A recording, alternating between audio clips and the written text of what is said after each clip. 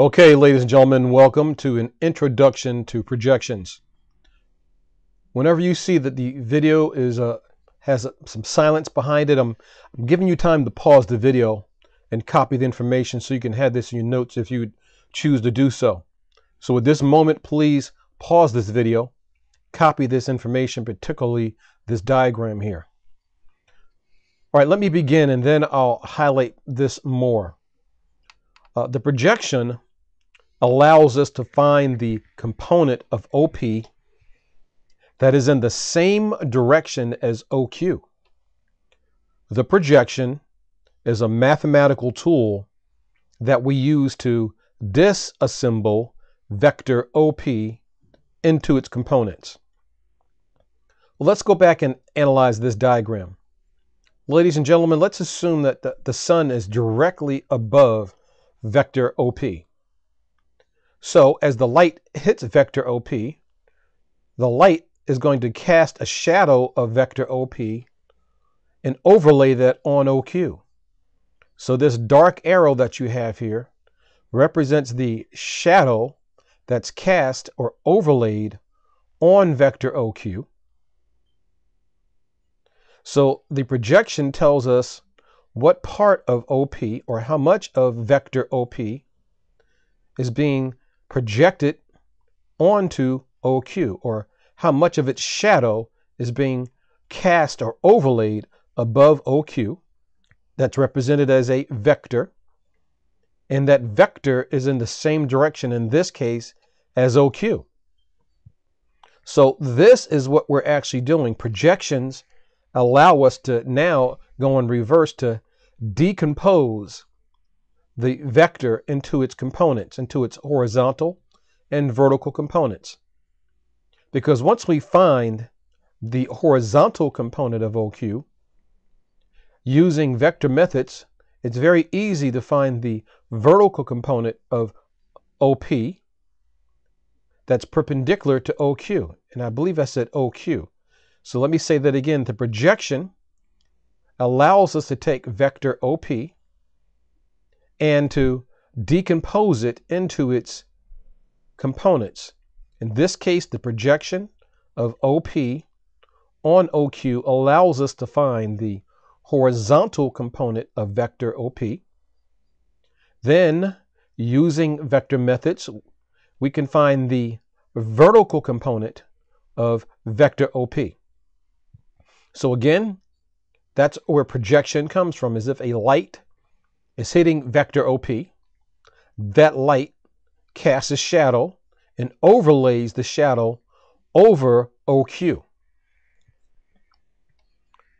So now the projection is usually written as the projection of vector OP onto OQ is equal to the dot product of vector OQ and OP, or the dot product of vector OP with OQ divided by the magnitude of vector OQ squared times vector OQ. And this is how it's normally written. So again, please pause the video and copy this information if you'd like to do so.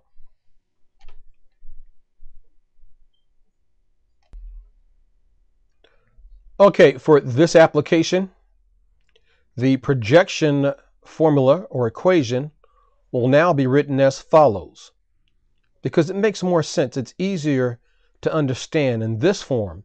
The projection of vector OP onto OQ is equal to vector OP dotted with the unit vector of vector OQ times the unit vector of OQ. Written in this form, it's going to make a little bit more sense, and it's going to be easier to understand, I hope. Now, we are using the unit vector of OQ. It is in the same direction of vector OQ. The unit vector of OQ is being used as a directional vector. So the unit vector of OQ is in the same direction as vector OQ. So this is called a directional vector. That unit vector is in the same direction as vector OQ. And using that unit vector, we can multiply that unit vector by any scalar number to scale that unit vector. We can either make the vector larger or smaller, but it's going to maintain the same direction as vector OQ. So again, we can take a unit vector and multiply it times any scalar number by 0.2 or 8.3. We can either shrink it or we can enlarge it. But it maintains the direction of vector OQ. So by multiplying that by a scalar number, we will produce another vector that's a multiple of OQ, that's parallel to vector OQ and in the same direction as vector OQ. So that is what this formula allows us to do. Once again, please pause the video and copy the information. Now, I created another diagram to, I hope, to more specifically illustrate what's occurring here. Here we have vector OP. We have the angle that it makes to the horizontal. As you see, we took vector OP and we decomposed it into its components. We have vector W1, which represents its horizontal component, and vector W sub 2, which represents its vertical component. Now again, pretend that the sun is directly above vector OP. As the light hits vector OP, that light casts a shadow of vector OP. That shadow is overlaid on top of vector OQ, and the shadow of vector OP creates a component vector that is in the same direction as vector OQ. So in this case, again, remember, projections allow us to take a vector and to decompose it, to break it apart into its horizontal and vertical components. So vector W1 is equal to the projection of vector OP onto vector OQ. And now notice that vector OP is the sum of vectors W1 and W2. So W1 plus W2 is equal to vector OP. Solving that equation for vector W2 is equal to vector OP minus vector W1. But remember that vector W1 is actually the projection of vector OP onto OQ. So by substitution, vector W2 is equal to vector OP minus the projection of vector OP onto OQ. What is this projection?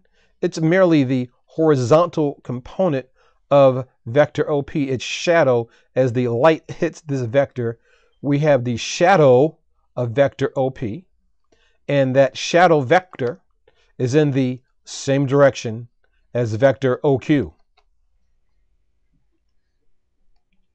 Now, ladies and gentlemen, we will do the following. Find the scalar value by computing the dot product. 2, scale the directional vector by multiplying the unit vector by the scalar value. So remember, the unit vector of vector OQ is also a directional vector. Once we take the dot product of vector OP with the unit vector of vector OQ, that's going to give us a scalar value. And we're going to use that value to now scale the unit vector of vector OP so it becomes the same length as the shadow that's cast of the sun of vector OP. So that product actually gives us the horizontal component of vector OP. Please let me know so far if I'm doing a good job of helping you to understand what's going on here. The projection simply allows us to decompose vector OP into its horizontal component. Then, as you see here, using vector methods, once we have the horizontal component of vector OP, using vector methods, we can then find the vertical component of vector OP.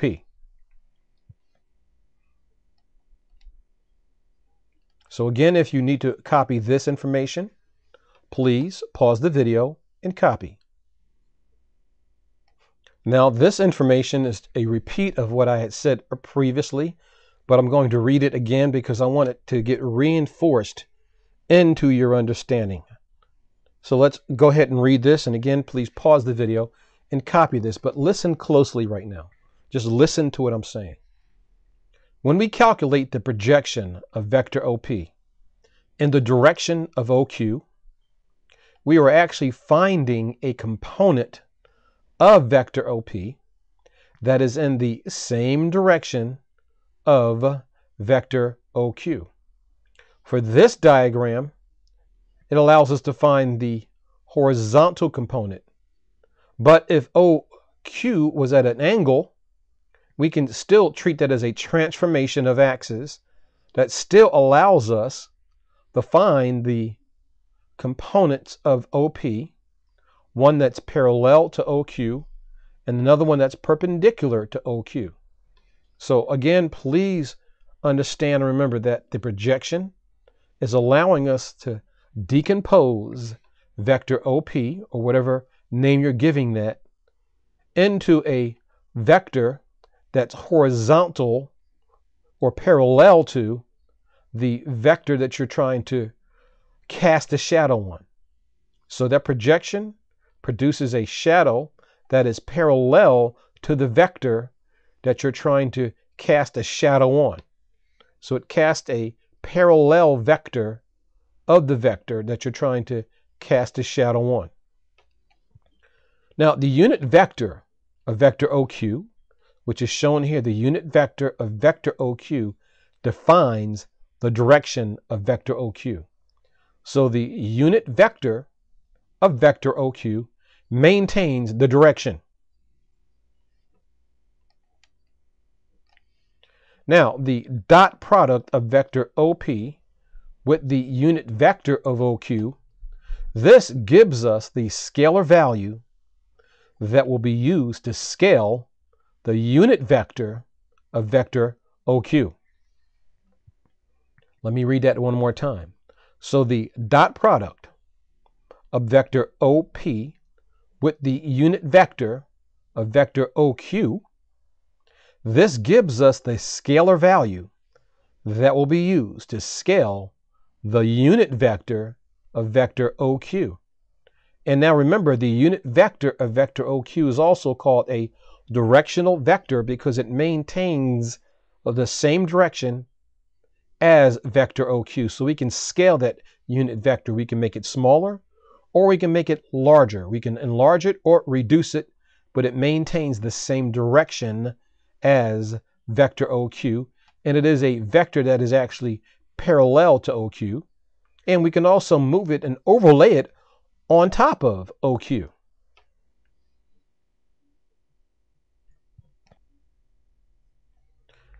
Now, the product of the scalar, which is right here, the dot product of vector OP with the unit vector of OQ, this produces a scalar. The product of the scalar with the vector or the unit vector of vector OQ, we take this scalar, multiply it times the unit vector of OQ. This produces the component vector of OP that is parallel to vector OQ, or is in the same direction as vector OQ. So remember, we can take vectors. If we were on a regular computer system that I had, we could take a vector and move it anywhere we want to, but it's going to maintain its direction. So we can take vectors and move them and place them anywhere. So this unit vector, no matter how we scale it, whether we make it smaller or larger, it's going to maintain the same direction as vector OQ. So we can take that scaled vector and put it next to vector OQ. It'll be parallel to that. We can also take that same scaled vector and put it right on top of vector OQ because it has the same direction. Now, we will now find the vector that is orthogonal or perpendicular to vector OQ. So now we're going to use vector methods to find the vector that is orthogonal, which means it's perpendicular to vector OQ. So once again, we have this diagram here. We have vector OQ. Now the sun is directly above vector OP. The sunlight is casting a shadow of vector OP. It's overlaying that shadow on top of vector OQ. This represents the component of vector OP that is actually parallel to vector OQ, and it has the same direction as vector OQ. So it maintains its angle with vector OQ. And here we have the components of vector OP, W1 and W2. Here we see that vector W2 is perpendicular to vector OQ. We will now again use vector methods to find vector W2, the vector that is perpendicular or orthogonal to vector OQ. So let us move on to the next page. Now, to determine or calculate the vector component of OP that is orthogonal to vector OQ, subtract the projection of vector OP onto vector OQ from vector OP.